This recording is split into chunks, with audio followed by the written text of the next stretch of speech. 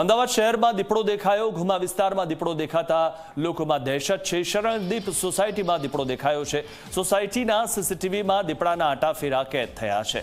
ત્યારે દીપડાની એન્ટ્રીથી સ્થાનિક લોકોમાં ભયનો માહોલ ફેલાયો છે। તો વન વિભાગની ટીમ જે છે તે હાલમાં પાંજરા લઈને અને ઘટના સ્થળે પહોંચી છે કે જે જગ્યાએ દીપડો દેખાયો હતો ત્યાં દીપડાને પકડવા માટે હવે વન વિભાગની ટીમ સક્રિય થઈ છે। તો કાંકરિયા ઝૂની ટીમ પણ સ્થળ પર પહોંચી હતી। મેયર હિતેશ બારોટ પણ ઘટના સ્થળે હાજર હતા। દીપડાને પકડવા માટે હવે કાર્યવાહી હાથ ધરાઈ છે।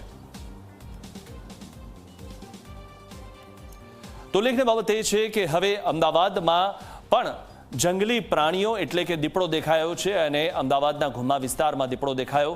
ત્યારે ગઈકાલે રાત્રે દીપડો દેખાયો હતો અને અહીંયા જે બંગલોઝ છે તેના સીસીટીવીમાં દીપડો કેદ થયો।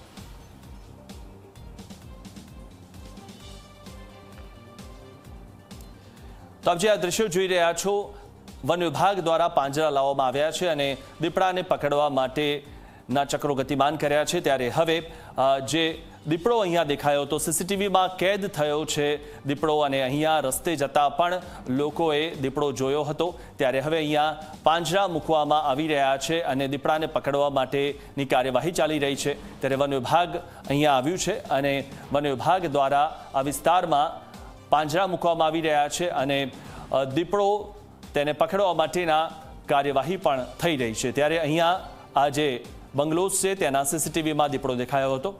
તો આ વિશે વધુ માહિતી મેળવી અમારા સંવાદદાતા અર્પણ ખાયદાવાલા પાસેથી। અર્પણ, જે રીતે હવે વન વિભાગ સક્રિય થયું છે અને દીપડાને પકડવા માટે પાંજરા મૂકવામાં આવ્યા છે, શું હતું માહિતી?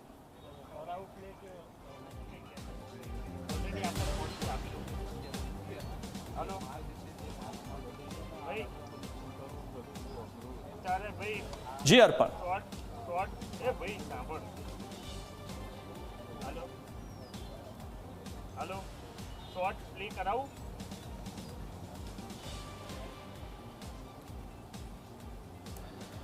તો દીપડાને પકડવા માટે હવે વન વિભાગ સક્રિય થયું છે। હવે પાંજરા લઈ આવવામાં આવ્યા છે। શરણદીપ મેન્શનમાં એટલે કે અમદાવાદ શહેરના રહેણાંક વિસ્તારમાં દીપડાની હાજરી સાબિત થઈ ચૂકી છે। તે બાદ હવે વન વિભાગ એક્ટિવ થઈ ગયું છે। આપ જોઈ શકો છો જે સોસાયટી હતી કે વચ્ચેથી વીઆઈપી રોડ પસાર થાય છે અને જે બાદ દીપડો જ્યાંથી ભાગ્યો છે તે સામેનો એકદમ સંપૂર્ણ નિર્જન વિસ્તાર છે, ઝાડી ઝાખરાવાળો વિસ્તાર છે। એટલે અહીંયાથી દીપડો ભાગ્યો છે તેને ધ્યાનમાં રાખીને વન વિભાગે હાલ તો અહીંયા પાંજરું ગોઠવવા માટેની જે છે તે તજવીજ હાથ ધરી છે। દ્રશ્યોમાં આપ જોઈ શકો છો વન વિભાગનો જે ટેમ્પો છે તેની અંદર પાંજરું લાવી દેવામાં આવ્યું છે અને વન વિભાગની જે એસઓપી હોય છે કઈ રીતે પાંજરું ગોઠવવું, તેના મારણ મૂકવું કે નહીં અને રૂટ ઉપર કયા રૂટ ઉપર તે દીપડો ગયો છે તેના પગમાર્ક કઈ બાજુ છે તે મુજબ વૈજ્ઞાનિક પદ્ધતિના આધારે આખરે વન વિભાગ આ વિશાળ જે નિર્જન જગ્યા છે તેનામાં કેજ જે છે દીપડાને પકડવા માટે મૂકશે। પરંતુ હવે જોવાનું એ રહે છે કે વન વિભાગ પોતાના પ્રયત્નમાં સફળ થાય છે કે કેમ, કારણ કે લગભગ 1 કલાક જેટલો સમય જે છે દીપડો